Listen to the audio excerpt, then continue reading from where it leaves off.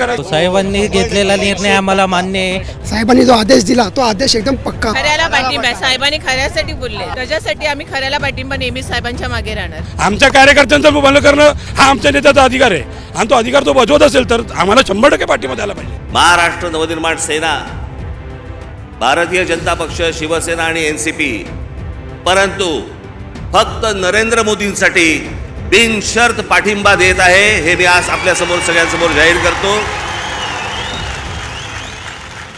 ज्या प्रकारे राज ठाकरे यांनी भाषण केलं आणि भाषणामध्ये सर्वात महत्त्वाचा पॉईंट जो होता तो म्हणजे नरेंद्र मोदी यांच्या नेतृत्वाला बिनशर्त पाठिंबा हा मनसेने दिलेला आहे, एक प्रकारे राज ठाकरे यांनी दिला आहे. या संदर्भात कार्यकर्ते, पदाधिकारी, नेते यांना काय वाटतं हे आपण जाणून घेणार आहोत.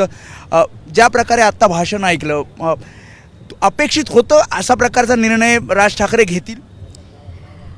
आमचे साहेब जे निर्णय घेतील तो योग्यच असेल आणि आम्ही त्या निर्णयाच्या पाठीमागे आहोत, खंबीरपणे उभे आहोत.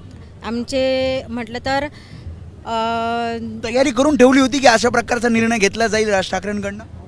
अपेक्षित तर नव्हतं. अपेक्षित तर बिलकुल नव्हतं, पण साहेब आत्तापर्यंतचा जो इतिहास आहे, साहेबांनी जे सांगितलेलं आहे ते महाराष्ट्र सैनिकांनी मान्य केलेलं. साहेब सांगतील ते धोरण, बांधतील ते तोरण. आणि साहेबांनी जसं आता भाषणामध्ये सांगितलेलं आहे की देशाला पुढच्या काही वर्षांसाठी खंबीर नेतृत्वाची गरज आहे आणि ते साहेबांनी 2012-13 सालीच ओळखलेलं होतं. म्हणून साहेबांनी नरेंद्र मोदी असंही म्हणतायत की 2019ला लावरे तो व्हिडिओ मी स्वतः दाखवले व्हिडिओ. पण साहेबांनी आता स्पष्ट केलं आहे काही भूमिका ज्या पटत नाहीत त्या ठामपणे पटत नाहीत आणि त्या कधीही म्हणजे याच्या पुढेही साहेब ठामपणे विरोध करणारच. पण काही जणांचं असं सुद्धा म्हणणं होतं कार्यकर्ते, पदाधिकाऱ्यांचं की एकला चलो रेचा नारा द्यावा आजच्या याच्यात, पण ते झालं नाही. एक कार्यकर्ता म्हणून, एक पदाधिकारी म्हणून तुमचं वैयक्तिक मत काय आजच्या या निर्णयानंतर? हा जो साहेबांनी जो प्रश्न मांडलेला आहे या नवा युवा कामगार जे नोकरी जो म्हणजे संबंधामध्ये, हा मेन प्रथम गोष्ट आहे की आजचं एवढी मुलं बेरोजगार आहे आणि त्या नोकरी संदर्भामध्ये नोकरी हे मिळावी, कारण का हा महाराष्ट्र आपला आहे. आणि साहेबांनी जे गोष्ट ती जाणीव करून दिलेली आहेत, मोदी साहेबांचा हा उच्चार केला आहे, ती अति फार महत्त्वाची गोष्ट केलेली आहेत. कारण का अजून बी लोकांना जी मुलं आहेत त्या इथं शिकलेले आहेत आणि समोर त्यांना नोकरी आणि रोजगार मिळत नाही. 10 वर्षात मिळाला. पण साहेबांची परिस्थिती दाखवलेली, साहेबांनी प्रत्येक गोष्टी, जर तुम्ही साहेबांना मी बोलताय तर तुम्ही निवडून का देत नाही एक वेळी, या अशी गोष्टी मग साहेबांनी जे पाहिजे ते. आता तर लोकसभा नाही, डायरेक्ट विधानसभेची तयारी करा असं राज ठाकरेंनी म्हटलंय. म्हणजे मग लोकसभेला पूर्णपणे महायुतीला पाठिंबा असणार या तुमच्या सगळ्या पदाधिकारी, कार्यकर्त्यांचा? हो, साहेबांनी घेतलेला निर्णय आम्हाला मान्य आहे आणि साहेबांनी सांगितलं त्याच प्रमाणे आम्ही काम करणार आहोत आणि पुढची तयारीला आम्ही आता लागणार आहोत. विधानसभेला ते म्हणतात की पुढचं पुढे आपण बघू, पण सध्या तरी मग आता एक कार्यकर्ता म्हणून किंवा पदाधिकारी म्हणून काय विचार आहेत मनामध्ये? कारण अशा प्रकारे म्हणजे निर्णय अपेक्षित होता असं काही जण म्हणतात, काही जण म्हणतात निर्णय अपेक्षित नव्हता. मग अशा वेळेस लोकसभा निवडणूक तोंडावर असताना पदाधिकारी, कार्यकर्ता म्हणून तयारी कशी करायची की थेट विधानसभेची तयारी करायची? साहेबांचा निर्णय ना तो अंतिम निर्णय असणार. साहेबांनी सांगितलं ना की टोकाचा निर्णय तो टोकाचा निर्णय असणार, त्याच्यात काहीच बदल होणार नाही. साहेबांनी जो आदेश दिला तो आदेश एकदम पक्का असणार, त्याच्यात आम्ही काहीच करू शकत नाही. साहेबांचा आदेश म्हणजे आदेश. तुमचं वैयक्तिक मत होतं हा योग्य आहे? नव्हतं एकदम, पण साहेबांचा आदेश आहे ना तो आदेश. अपेक्षित असं नव्हतं. साहेबांनी अपेक्षित काय होतं? अपेक्षित होता आम्हाला साहेब जे बोलतील याच्या अपेक्षेवरती आम्ही कधी चालत नाही. आमच्या साहेबांनी निर्णय दिला ते का दगडावरची रेघ, ते जे बोलणार ते आम्हाला करावं लागतं. कारण आम्ही जिथेही कोणावरती अन्याय होत असेल आम्ही त्यांची कामं करतो, त्याच्यामध्ये अर्धी कामं आमच्या साहेबांच्या नावाने होतात, उरलेली कामं आम्ही करतो. त्यामुळे आम्हाला फक्त आमच्या साहेबांची गरज आहे. आमचे साहेब बोलले आम्हाला आमदार असू दे किंवा नसू दे, आमचे कार्यकर्ते सर्वत्र कामं करतात. त्याच्यामुळे किती बेरोजगारांना रोजगार मिळतो, किती रोजगार असलेल्या माणसांचं किती बेरोजगार होतात, ह्याच्या ठिकाणी आमच्या कार्यकर्त्यांचे, आमच्या साहेब. कुठून आलेला? मी वाळकेश्वर मलबार विधानसभेतून आलेलो आहे. महायुतीचा उमेदवार अजून ठरलेला नाही, म्हणजे आता जो उमेदवार असेल त्याला तुम्ही पूर्णपणे पाठिंबा देणार, त्याचा प्रचारामध्ये सांगितलं तर 100% करणार. कोणीही असू, साहेब बोललो दगडाला तुम्ही उचलून ठेवा, आम्ही दगडाला उचलून ठेवणार. जरूर साहेबांचं आम्ही पाठिंबा आहे. तरुण म्हणून हे अपेक्षित होतं आधीच की ज्या प्रकारे घडामोडी राजकीय घडत होत्या, जसं त्यांनी सांगितलं की अमित शहांची भेट घेतल्यानंतर बातम्या येत होत्या, अपेक्षित होतं की आता भाजप किंवा महायुतीसोबत मनसे असेल किंवा तसा पाठिंबा देईल? नाही, अजिबात नाही. कारण का साहेब जसे बोलतो तसं आम्हाला करावं लागेल, कारण का आमचा पूर्ण पाठिंबा साहेबांनी जसं सांगितलेलं आहे की साहेबांचा पाठिंबा भारतीय जनता पार्टी, शिवसेना आणि NCPला नसून फक्त आणि फक्त नरेंद्र मोदी यांच्यासाठी दिलेला आहे. त्याच्यामुळे कुठे इतर पक्ष ज्या चुकत असतील तेव्हा साहेब त्यांचा हंटर मोदींना काढणार. पाठिंबा म्हणजेच महायुतीला पाठिंबा ना. हो हो अगदी बरोबर. खऱ्याला पाठिंबा आहे तो, खऱ्याला पाठिंबा आहे. खऱ्याला पाठिंबा आहे. साहेबांनी खऱ्यासाठी बोलले, त्याच्यासाठी आम्ही खऱ्याला पाठिंबा नेहमी साहेबांच्या मागे राहणार. पण आता थेट नरेंद्र मोदींची भूमिका जर चुकीची असेल त्या ठिकाणी नक्कीच विरोध केला जाणार साहेबांकडून. नक्कीच स्वार्थाचा केलं असेल असं तुमचं म्हणणं कसं काय असू शकतं? कुठच्याही पक्षात त्याच्यामागे काहीतरी आपल्याला कारण कुठचाही आपला स्वार्थ म्हणून त्यांनी बघितलं नाही. कुठचं आम्हाला ही सीट द्या ती सीट द्या तडजोडी केल्या नाही.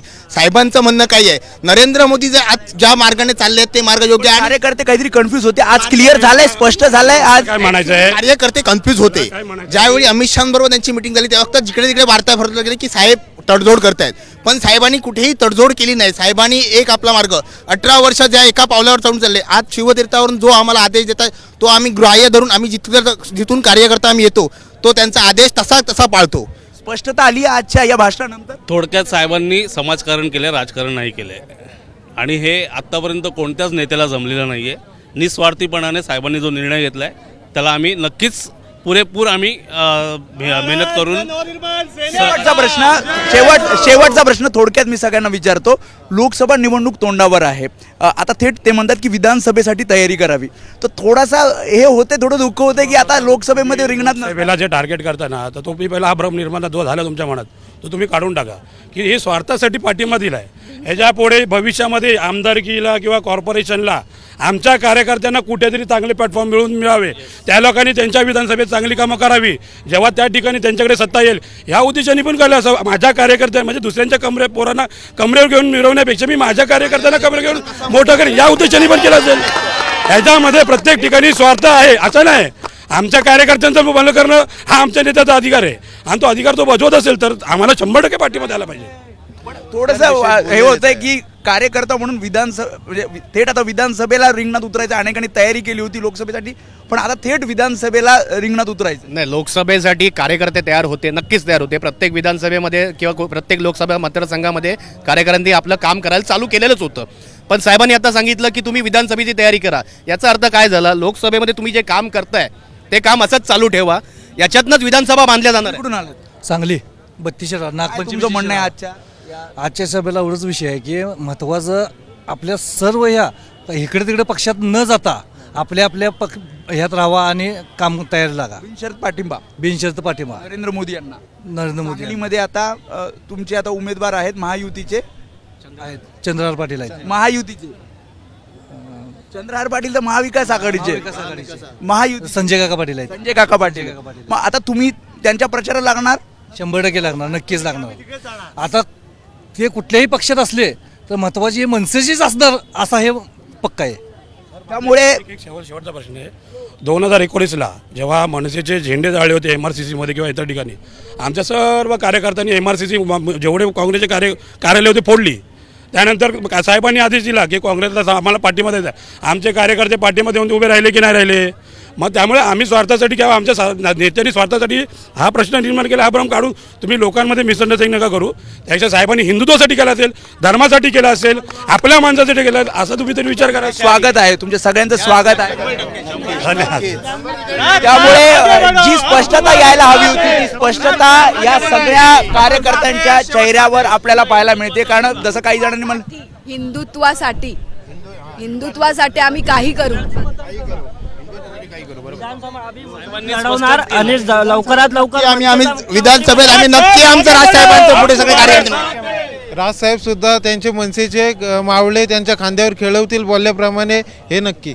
त्यामुळे स्पष्टता सर्व पदाधिकाऱ्यांच्या कार्यकर्त्यांच्या चेहऱ्यावर पाहायला मिळते. कारण जसं त्यांनी सांगितलं की काहीसा संभ्रम होता की नेमकी काय भूमिका राज ठाकरे घेणार. मात्र राज ठाकरे यांनी जसं त्यांनी सांगितलं की नरेंद्र मोदी यांना आपण बिनशर्त पाठिंबा देत आहोत आणि विधानसभा निवडणुकीच्या तयारीला लागा. त्यामुळे एक प्रकारे क्लिअरिटी या सर्व कार्यकर्त्यांमध्ये पदाधिकाऱ्यांमध्ये आलेली आहे आणि हे सर्व कार्यकर्ते असं सांगतायत की जसं राज ठाकरेंनी आदेश दिलेला आहे तसं आम्ही तयारीला लागतोय.